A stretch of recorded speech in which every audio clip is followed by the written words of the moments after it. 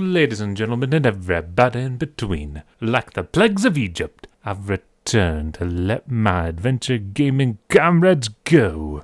That's right, I'm going to overanalyze a brand spanking new adventure game. Although it does feel like this game was some lost 90s game that finally got a release. Oh, is that a teaser? That's a teaser because the intro's starting right now.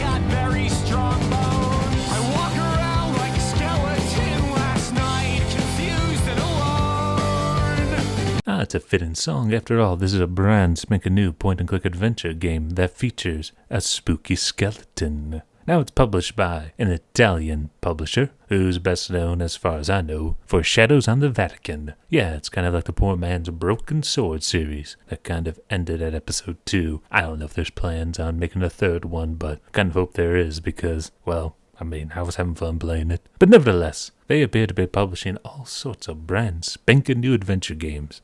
And also, these brand spanking new adventure games look like they could have easily come out circa 1993. I'm not kidding, folks. You don't believe me? Fine. Let's look at some gameplay video. This is the story of two young guys, bound in friendship and in destiny.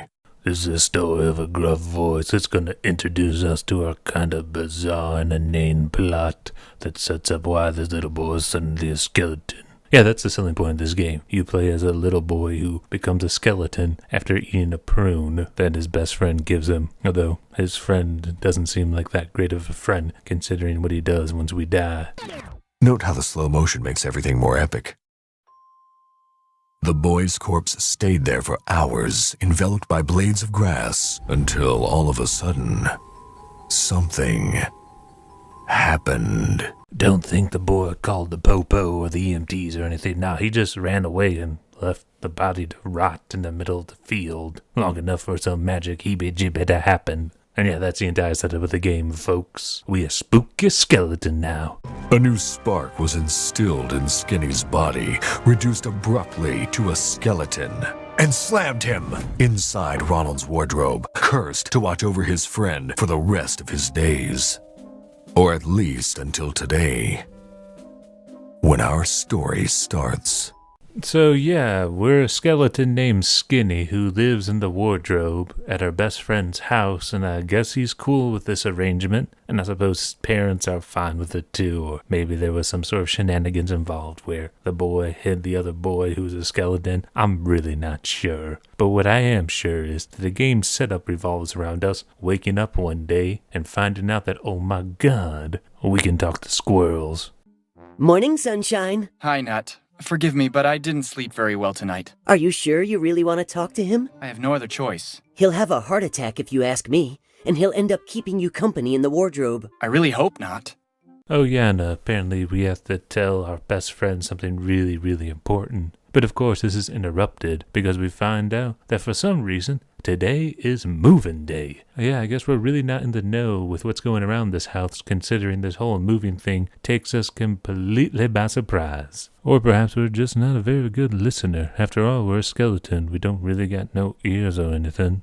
I like this room. Start here then. Put the little pet in the van. In the meantime, I'll prepare the boxes in the living room. And don't do it like last time when you got hit by a car while loading the stuff. Ha! It's a comedy, folks, and yeah, there's a Rasta who's apparently a mover. But yeah, we trapped in the bathroom now, unable to leave because, well, I think the movers would be very startled to see a spooky skeleton just wandering about. And I will say this, now that we're very early on into the game, the rooms in this game are really, well, impressive. Now, I know this is a comedic adventure game, but honestly, I think the best laughs in this game are just by looking at the rooms we're in. There's so much detail, so many little jokes, so many little references to things that make this game very enjoyable. Although the humor, and I'll say it now, is a bit hit or miss for me. I do appreciate the effort put into designing these rooms, because that's a lot of damn work these guys put into making this game look, well,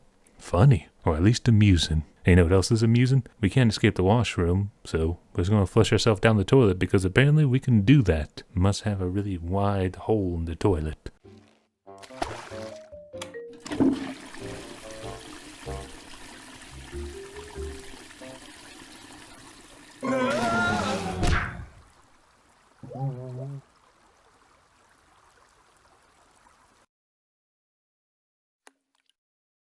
Bullseye! Have you seen, boss? I opened the door. Bravo, well done. But now let's go, it's lunchtime. I like eating. Then come on, move.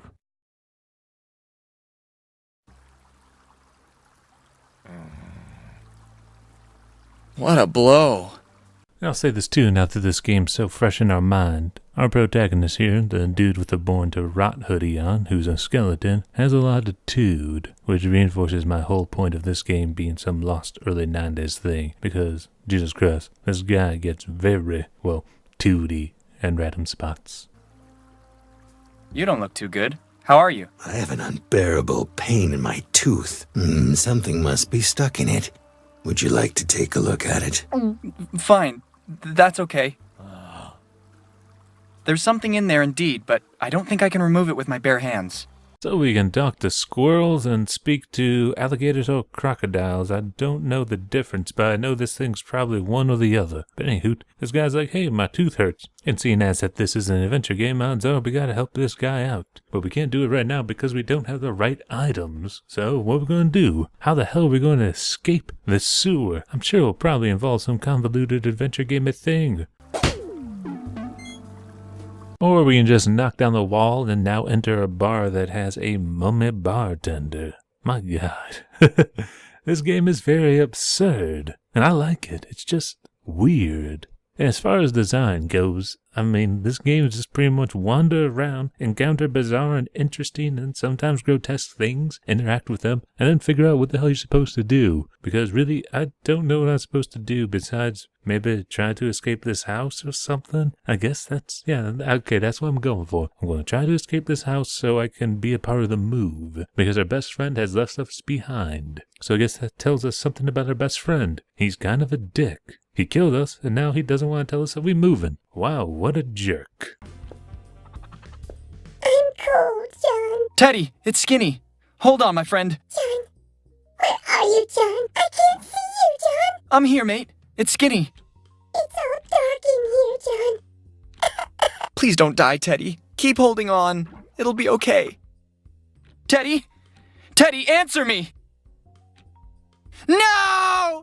Teddy! Anyway, it's Skinny.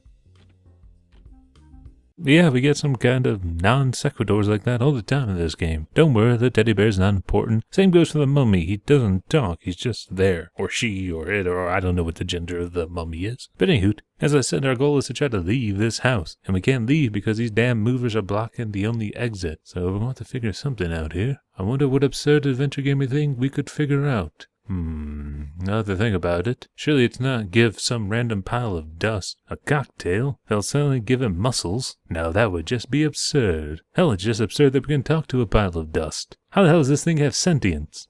I found the solution to your problems, mainly because if I waited for him to solve it, I would have died another time first. Now I could make a tasteless did you assume my gender joke, but honestly, there's a lot of women who play adventure games sexist. What am I supposed to do? You just have to open your mouth and say, Okay.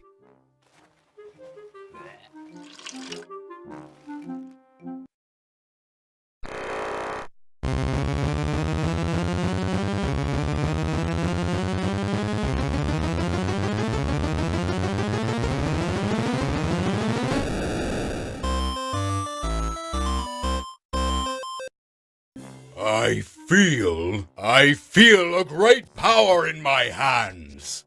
Wait a minute, I have hands! Sounds more threatening already, right? Now you may be wondering, Guy, this makes no goddamn sense at all. And you're kind of right. While playing this game, a lot of it didn't make sense, but I was enjoying it. I mean, this is like straight out of Day of the Tentacle here, meets Pokemon. It's actually kind of fun because now we're going to get this dust monster to use his newfound muscles to unscrew a thing on a bedpost because we're too weak to do it. I mean, we don't have any muscles, quite literally, so it's not surprising we need some help. Is this the knob? It's not a crystal ball, that's for sure. I don't get it. Yes, that's the one. It's up to me and you now, knob.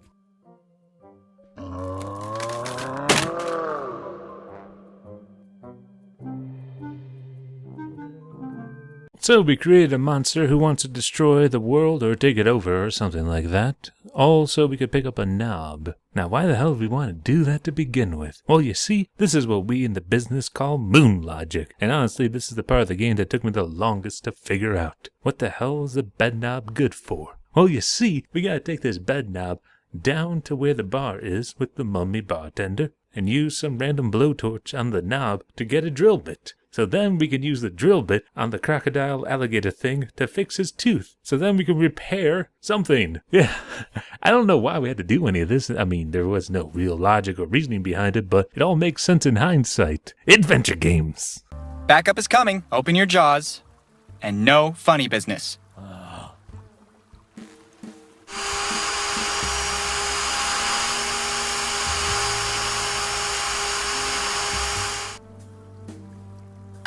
It's so liberating, kind of like when I escaped from prison. I don't know if you're being serious or you're just spectacularly trolling. We'll never find out.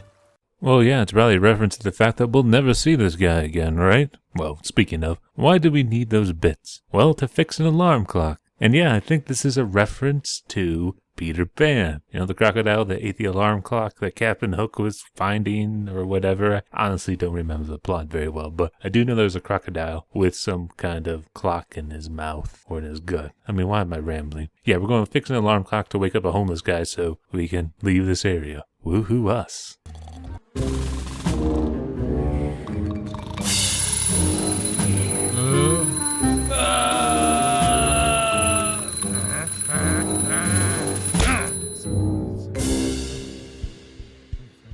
Alright, mission accomplished. We're at the home stretch now. We just gotta, well, find a moving van. We fixed a crocodile's tooth. We gave a dust monster superhuman strength. And we disturbed a sleeping giant homeless guy. I think we've earned our place in the moving van whenever we eventually get there. Took you long enough, hmm? And where did you pop up from? This van is a wreck. I got out through a hole hidden in the floor. Is there a way to get in from under there? Negative, dude. My head may be huge, but nowhere near like yours. How about taking a ride with me? All aboard! We've been reunited with our squirrel friend, and now we can just hop into the back of the moving van, right? I wasn't holding my breath on it being open. No, there's still some more business to be attended to. The supposedly well-guarded local prison never fails to make its citizens feel safe. Okay, let's be Batman now. I mean, there's a Batman sign plastered on the side of that building, so let's go scare away the thief by recording some cop sirens from the television and then blasting it via a megaphone we just find laying around. Come on, let's get a move on. Don't laze around.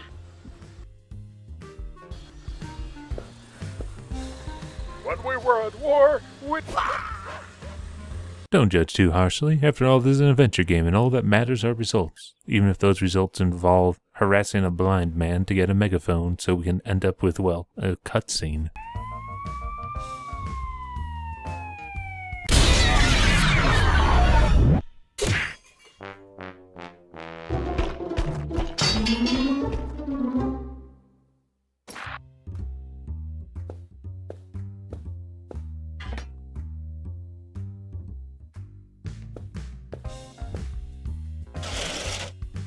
Oh, you finally did it then. When you use nice manners, you get everything you want, Nut. For a moment, I assumed the worst. We need to celebrate. Take this. How the hell often do I have to tell you I'm allergic? It's a damned nut! Do you even have eyes in those sockets? Ah, it's a joke about prunes. He's definitely allergic to them, and yeah, it's a running gag throughout this game. He encounters a lot of prunes, and they bother him because he's deathly allergic and he'll die again. Even though he's a skeleton, I mean, can the man even eat? Something stinks here. It wasn't me. I mean, where the hell did those two go? I'll get out. I have to check. Yeah, the movers are comedically unable to finish their job because, well, hey, let them explain it. Isn't it a bit late? Have you checked the time? Yeah, from that clock, boss. You can relax. I like lunch breaks.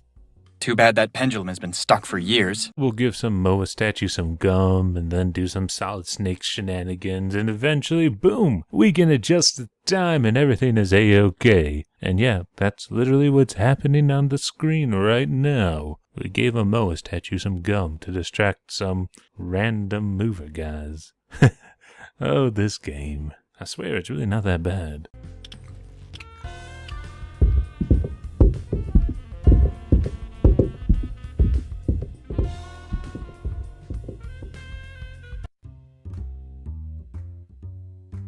Those two are still not coming. What are they doing now? I'm going back to take a look. Yeah, they're comedically sleeping like jerks. But hey, the third time's a charm, right? That's it. Now we'll do it the hard way. And by do it the hard way, he means put a metal pipe into the microwave. But after he disables the housekeeping AI that keeps this house clean. I mean, if it takes an AI to keep this house clean, imagine what this place would look like without it. It'd just be rubble, wouldn't it? Better set up the timer to guarantee an escape route.